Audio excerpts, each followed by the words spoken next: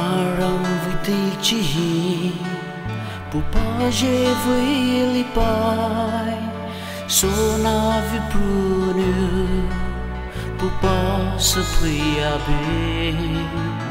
go ki khuvani ta ko mi ve o cha be ana ti khai shi nu fe rai pa ta de Luni lai Elizabeth si du ni cha juki ni fe puluza hai ze no ti rabe so na ti ti pa ma ti zi ji via bai re ku ki ting mai hin ni bai July ju via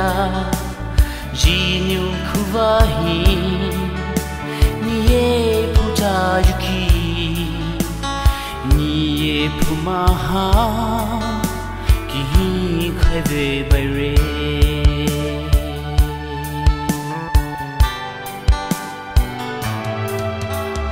ni vi samai lo ze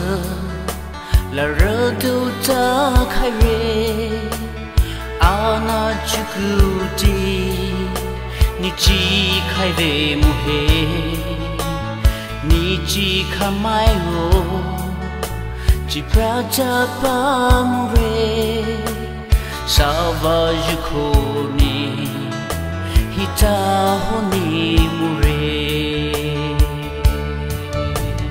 lo ni lai Elizabeth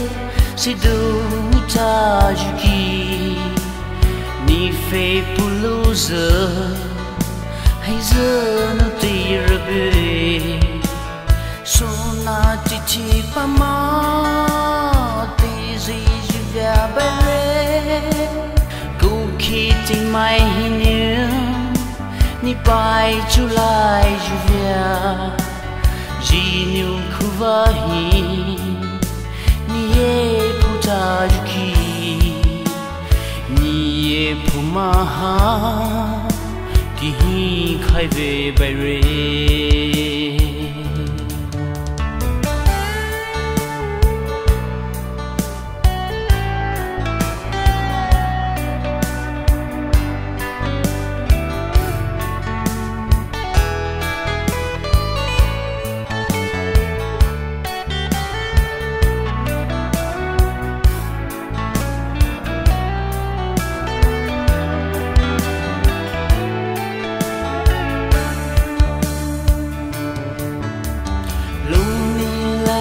Elizabeth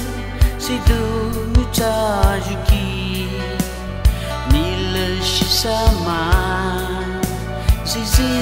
abu bai re dei chi ta pa lo ni yes ku abu ana mai alina ni pai hai sam de dei po hai ni